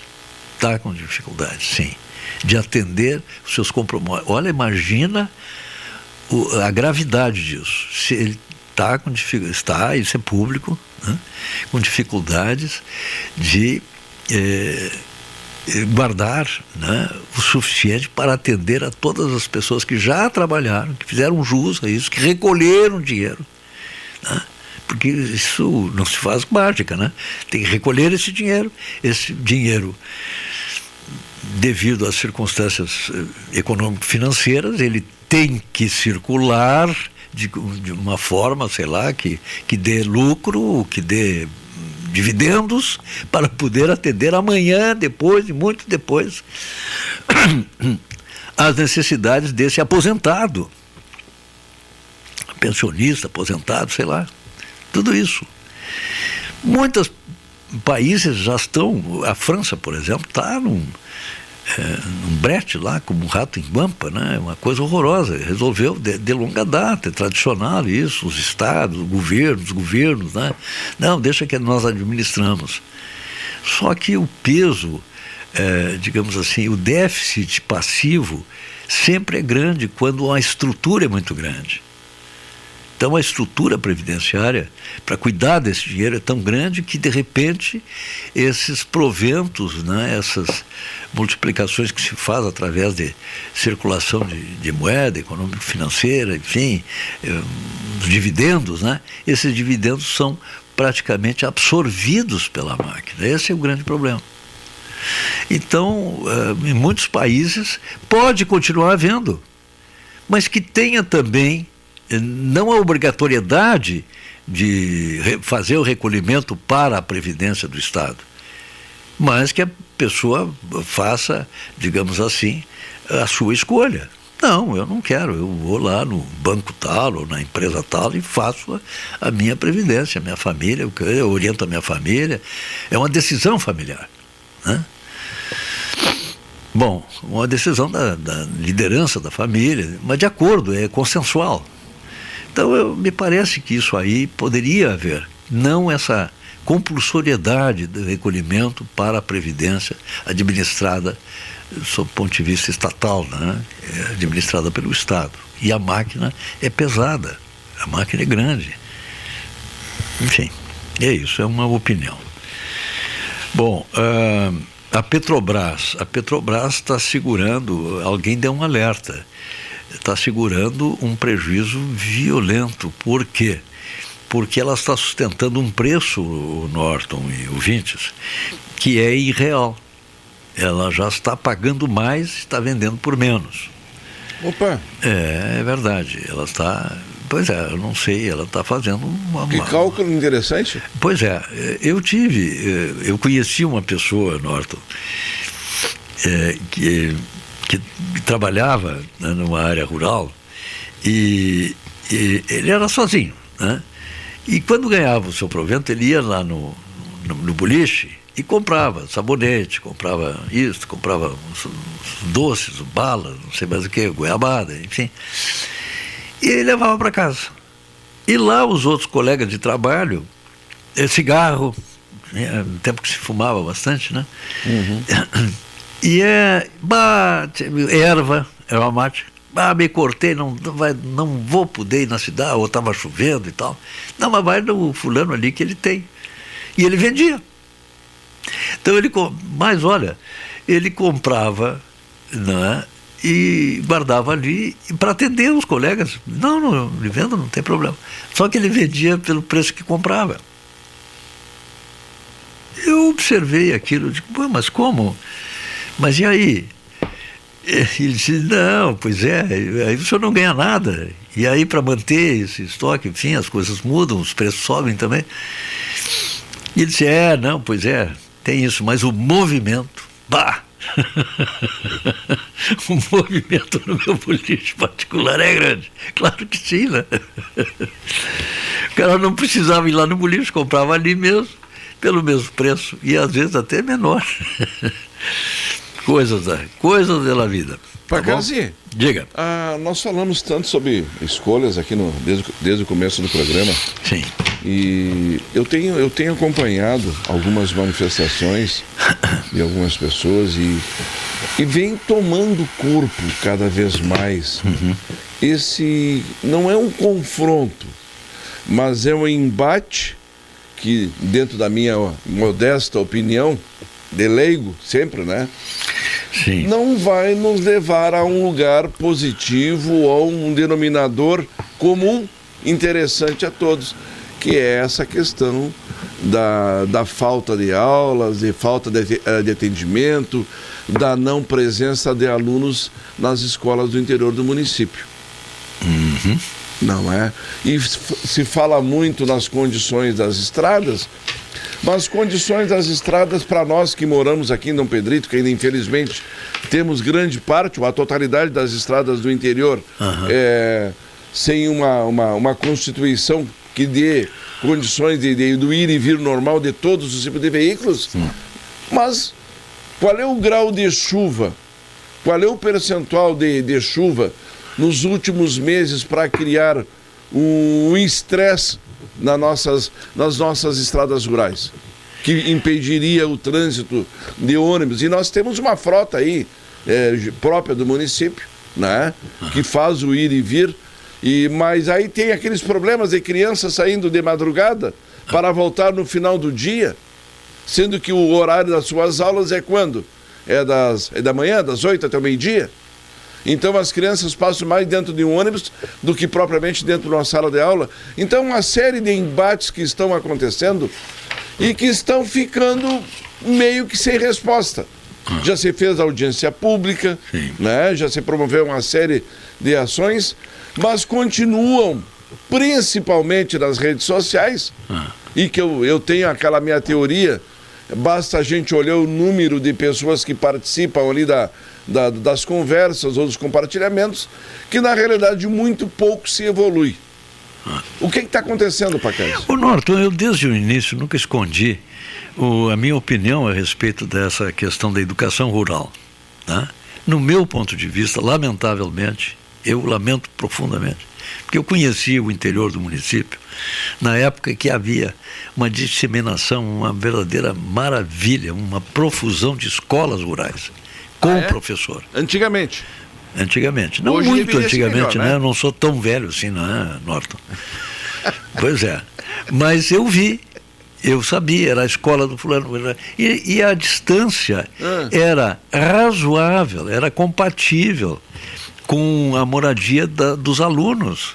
Eram escolas regionais, não eram regionais, eram bem localizadas de tal forma que atendiam aqueles redutos.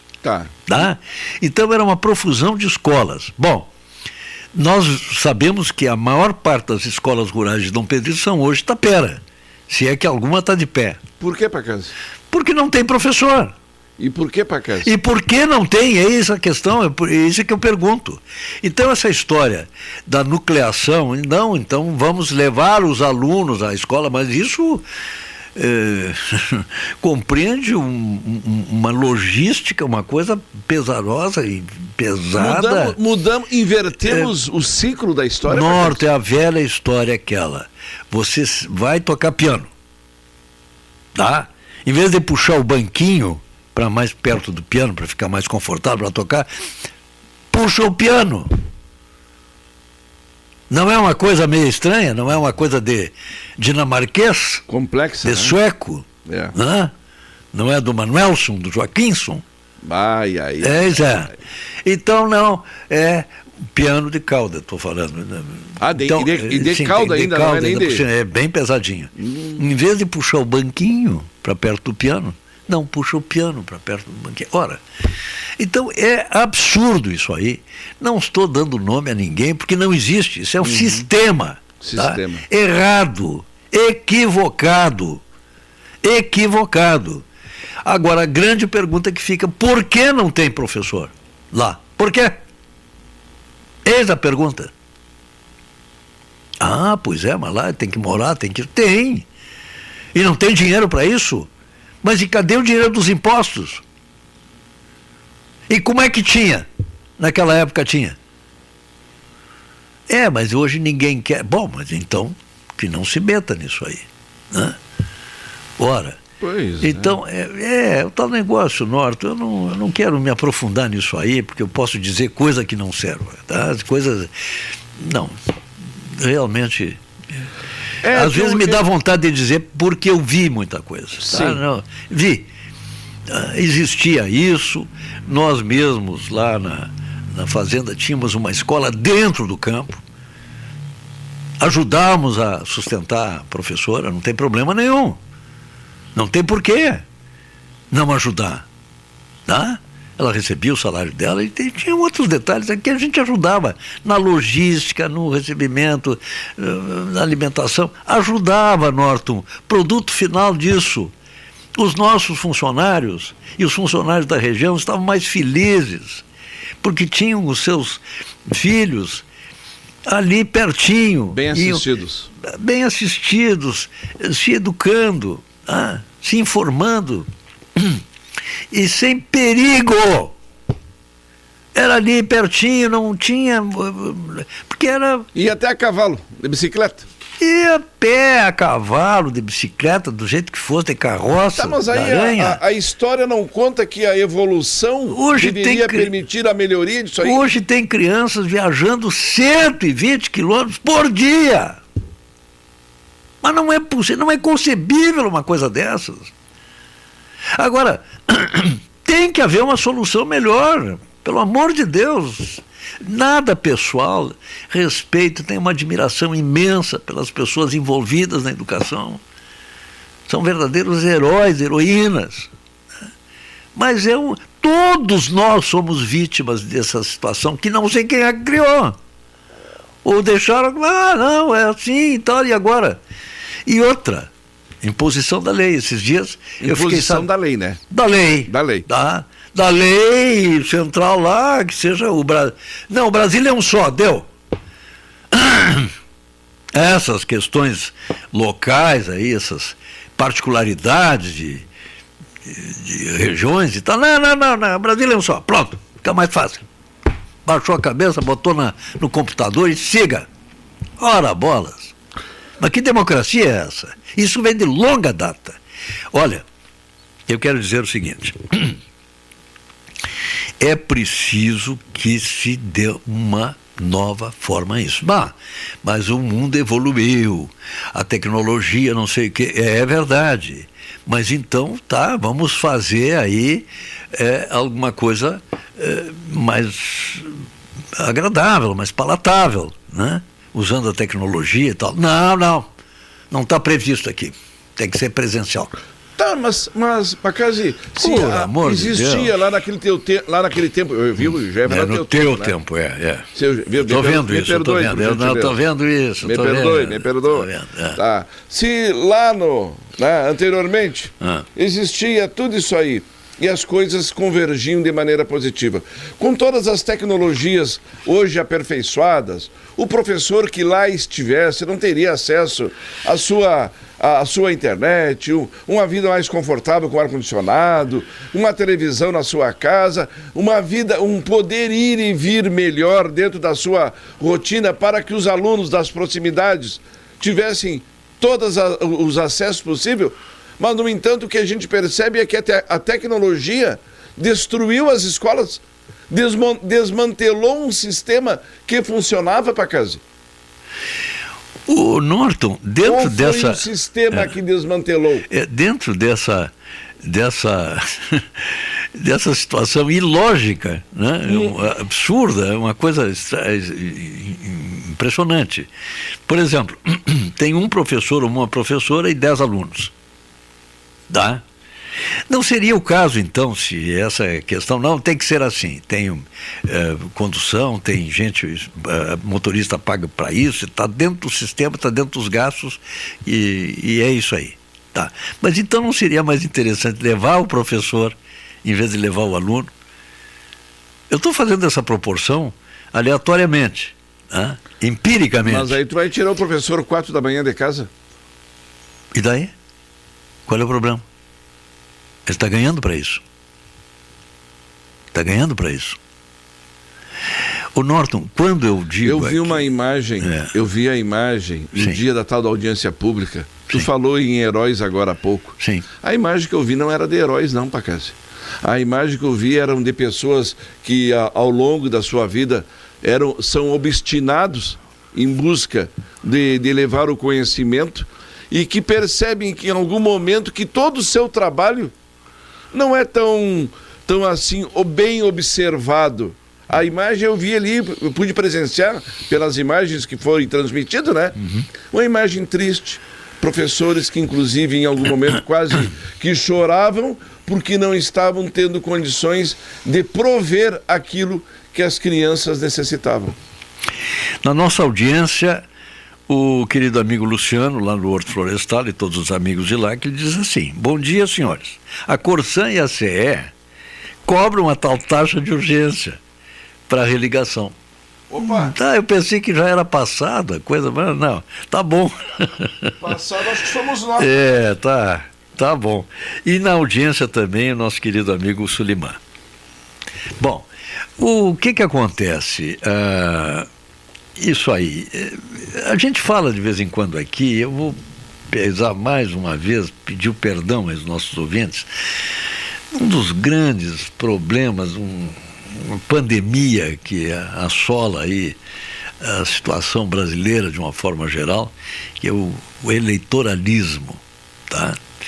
Então, todas essas questões, por exemplo, vamos ver, abrir um concurso especial. Quem é que revitalizar essas escolas? Quem é que quer, que deseja lecionar na área rural? Tá? Bom, o atrativo para isso, nós vamos pagar por ser fora da área urbana, nós vamos pagar um adicional disto, mais isso, mais aquilo, mais aquele outro, para compensar o deslocamento, a ausência junto da família naquele momento, tá? E em certas circunstâncias, a maior parte, né? E em momentos de locomoção crítica, perigosa, né? Cansativa, né? Enfim. Então, mas tem que haver uma compensação proporcional para que isso possa acontecer. Se alguém se interessar, lança-se o concurso. De repente, não aparece ninguém. Aí o que fazer? O que fazer? Né? Mesmo, mas tem que ser alguma coisa diferenciada. A pessoa assinou o contrato, aceitou as condições e tem que cumprir. Tá? Não tem nenhuma questão depois, sei lá, sindical, né? Olha, tem que mudar isso aí, senão não voto em ti, hein? Felizmente, em Dom Pedrito nunca aconteceu isso. Mas eu conheço cidades onde aconteceu isso. E não muito longe daqui. Né? Fizeram o concurso, ganharam as condições, estava tudo certo. Contrato assinado, depois pá. Aí vieram as eleições. Pá. E aí uma das reivindicações sindicais lá veio isso. Olha, tem que mudar essa coisa, que está ruim, não está bom. Né? Pô, mas houve um contrato, um acordo? Mas não. Então muda lá, manda para a Câmara, manda não sei o quê. Eleitoralismo. Felizmente, Dom Pedrito nunca aconteceu isso. Felizmente, não. Pacassi. Pois não. Hora certa aqui no programa Panorama Rural, Ótica Popular, são 11 horas 23 minutos, Valdir. Ô Norton, as próximas vinhetas da rádio são assim, ó. Só trabalhar sem descansar é desumano. Só descansar sem trabalhar é medíocre. Você faz suas escolhas, mas a vida também faz as dela. Pense. A outra. O grande ideal de alguns é protestar. O propósito das máquinas é funcionar. Cuidado. na concorrência por um lugar ao sol no universo dos empregos, quem só reclama pode estar perdendo sua vez. Tá? Bom, Norton, eu só queria terminar aqui mais uma vez. Vamos a um rápido intervalo, só um segundinho, por gentileza. Valdir. Pois não. Muito bem, Pacazzi, retornamos. Alô? Não, pode falar. Não, já retornamos. Pacazzi, voltando a essa questão aí, só para encerrar minha participação. Sim. Eu conversei, inclusive, hoje de manhã com algumas pessoas. Eu acho que está na hora de se sentar e tomar uma decisão.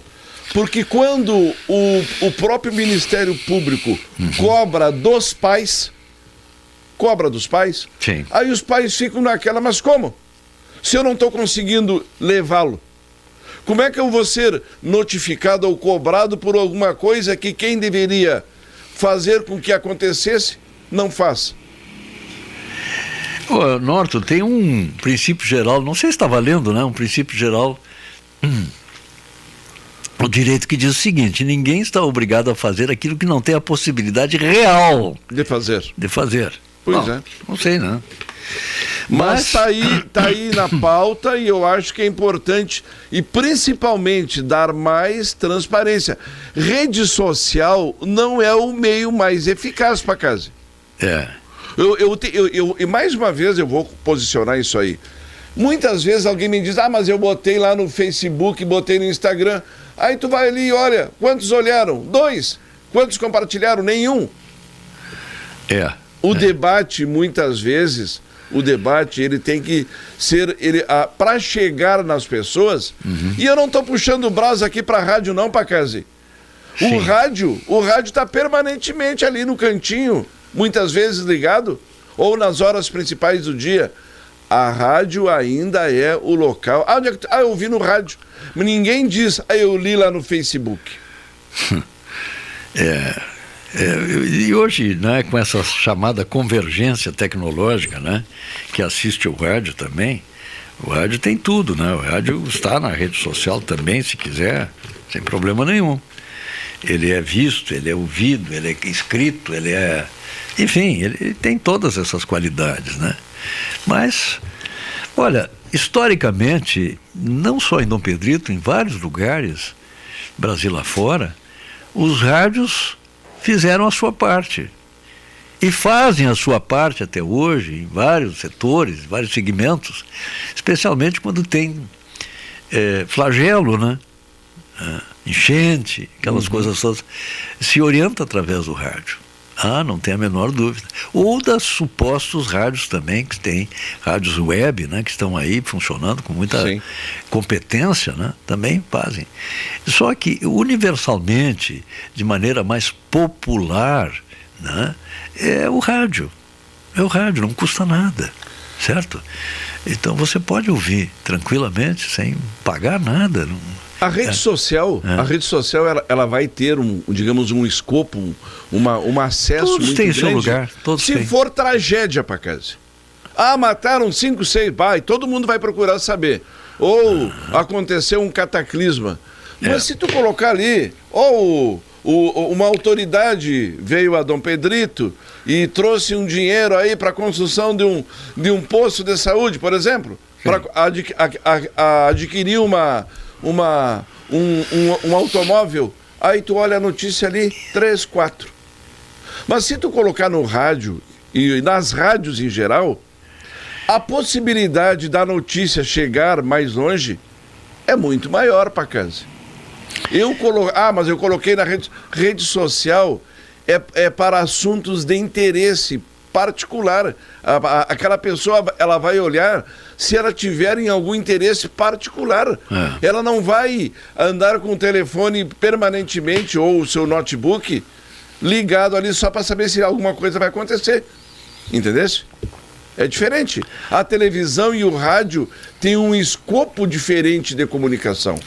Ô Norton, sabe que muitas vezes também, né? há muitas vezes uma confusão entre popular e vulgar, né? O rádio sempre é muito popular, sempre foi muito popular e continua sendo. E nunca não dá espaço para ser vulgar. Não, porque há um certo, digamos, comprometimento do ouvinte, mas é um comprometimento silencioso. É de natureza afetiva, moral, intelectual, emocional, existe isso. Eu me lembro sempre de uma comadre que dizia, tá sozinha, vai ficar, não, tô com Deus e com o rádio. É isso aí. Tu sabe que esses dias eu conversei com um amigo pessoal nosso, Sim. particular, e ele me disse, não, tu sabe que às vezes eu não escuto o teu programa das 13 horas. Eu digo, mano, tranquilo, eu gosto de escutar o esporte. Aí muito eu bem. escuto o esporte lá da co-irmã. Ótimo. Não, eu digo, não tem problema. Pode, tranquilo. São escolhas. São escolhas. Escolhas. Mas aí outros tantos me dizem, eu não sou muito do futebol. Aí eu fico te escutando, Norton. Isso. E aí são pessoas aqui da cidade, pessoas do interior, pessoas de Lavras, de Pinheiro Machado, de Livramento. E aí tu começa a entender, Pacazzi, que são escolhas, aquilo que movimenta a nossa vida. E tem pessoas que sabem perfeitamente, na prática, né, que uma coisa não exclui a outra. Não é excludente. Eu sou do partido do rádio, eu sou do partido da rede social. Não, tem para todo mundo. Escolhas, as pessoas podem... O importante é chegar lá de maneira mansa, de maneira social, civilizada. É isso. É verdade. É isso aí. Por aí. Norton, para concluir, eu sempre bato na mesma tecla, só para dar uma guaribada, né? Uma reforçada, né?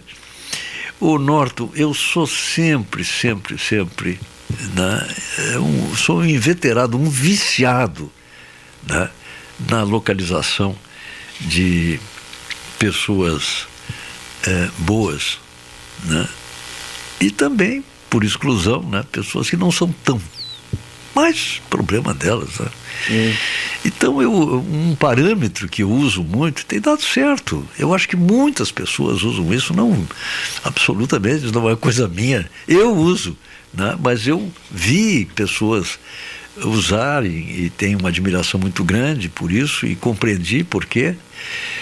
Que a distinção, né, é uma questão de caráter, né, é a virtude da gratidão. É um dos lados positivos do caráter de uma pessoa, no meu ponto de vista e no ponto de vista de muitas pessoas, a gratidão. Por que é uma virtude relacional tão importante? Porque para o indivíduo chegar a esse estágio da gratidão, ele necessariamente, não é uma escolha, necessariamente ele tem que ter atingido outros estágios. Por exemplo, da generosidade, da modéstia, da ternura, da lucidez, da sensibilidade, da sabedoria, da lealdade e da honestidade. E outros tantos. E aquela pressão contrário senso. A parte fica onde? Contrário senso, hein? E aquela expressão, modéstia à parte? Eu vou embora, viu? Contrariamente, eu Norton, tenho que voltar às 13 horas. Só acabando aqui, terminando. Contrariamente, o ingrato, o que não é grato, né, é egoísta, é invejoso, é pretensioso, né, é mesquinho e é desinteligente. Essa é uma constatação, não é apenas uma apreciação do que acontece na realidade. A pessoa tem o direito de ser o que quiser, tá? Mas sob o ponto de vista relacional, tá? Há que se valorizar esses lados, esses perfis de caráter. O grato sempre será mais virtuoso sob o ponto de vista relacional do que o ingrato. Só isso, simples assim. Pacazzi, só para encerrar. Pois não. Mais uma vez, aquilo que falamos durante todo o programa, e começamos o programa falando, os monstros que atormentam os nossos sonhos ou que fazem os nossos pesadelos são frutos das escolhas que nós mesmos promovemos, Pacazzi. E não esqueça, forte abraço. Um grande abraço, Norton. Trabalho não é doença e trabalhar não é crime. Um abraço a todos, muito obrigado pela audiência, pelo carinho, pela paciência, né? e estaremos de volta na próxima quarta, se Deus quiser. Até lá. A Rádio Sulina apresentou Programa Tema Livre. Obrigado pela sua atenção e até o próximo encontro.